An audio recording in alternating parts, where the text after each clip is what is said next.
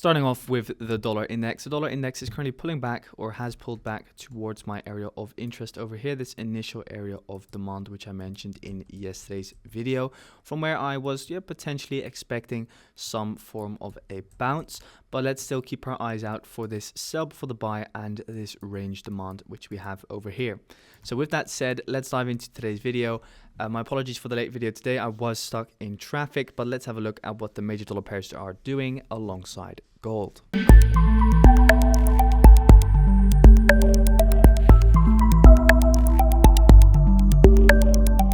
As I mentioned, the dollar index still has some areas of demand lower in this area of range. So looking at the 4-hour, what we can currently see is not much going on, to be honest.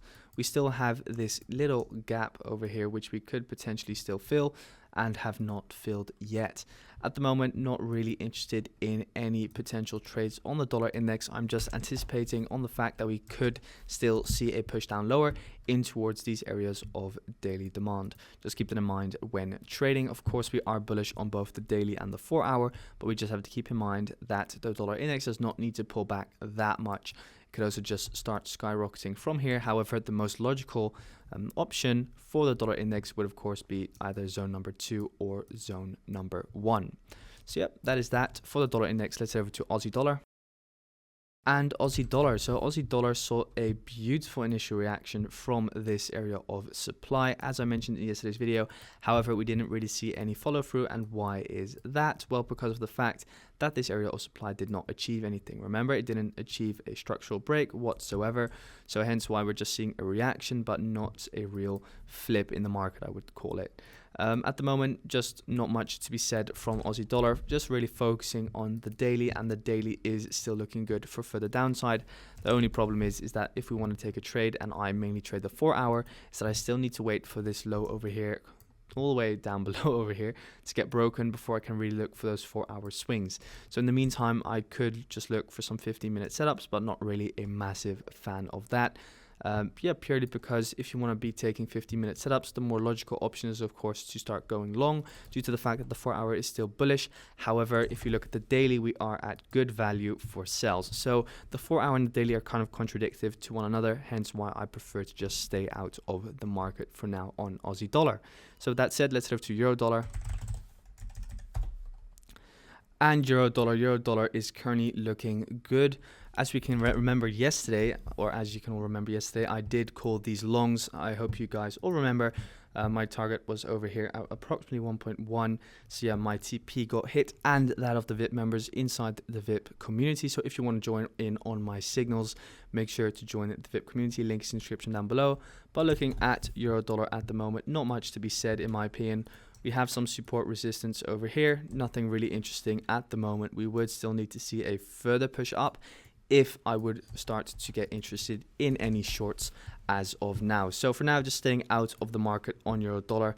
Not really interesting at the moment. This is my swing high, this is my swing low. So yeah, this is good value on the 4-hour, but not very good value on the daily. So again, a very tricky market and a very tricky pair. If you want to just trade the 4-hour and you want to trade that daily momentum in towards the downside, you could definitely start looking for shorts.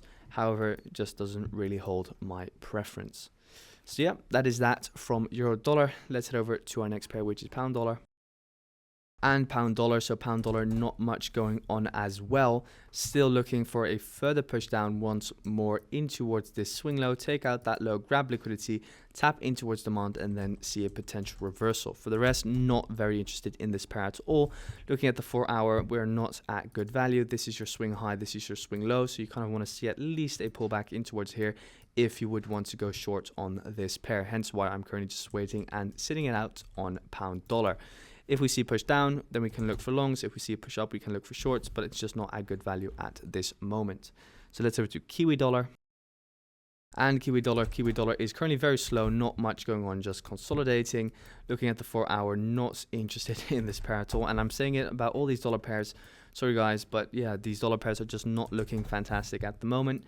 But looking at this daily, it should drop. It should drop down lower in line with the overall daily trend after grabbing liquidity above the high. However, on the contrary to that, there is no supply left inside of this supply zone because we spiked out of it. So all supply is out of this area, and hence why we could actually break through it. So if we were to, let's say, delete this, then your next area of potential supply would have to be this buy before the big sell-off. So if we do see a push up higher in line with the overall 4-hour trend, and we see a daily close above this line over here, we see a daily close above it, that means the daily has then flipped bullish, and I do expect then a push up higher in towards this supply, and after that in towards this supply zone, before then making a pullback once again.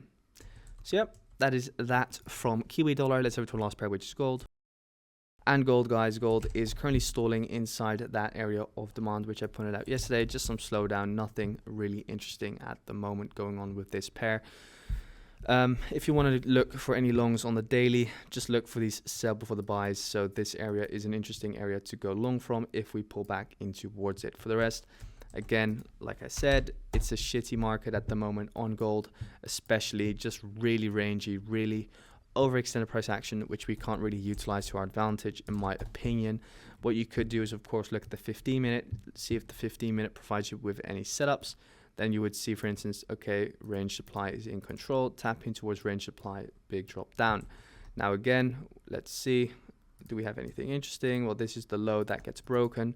So over here we have our break of structure, and then looking, okay, what broke that structural area? That is this area of essentially the buy before the sell-off. And of course you can adjust it to whatever candle you like, but let's say you adjust it to this candle, you see that it's just got missed. So yeah, you could just use it like this, and then you can just clearly see, okay, we're going from range supply to range supply each time down lower. But at the moment, yeah, gold is just very messy, hence why I am staying out.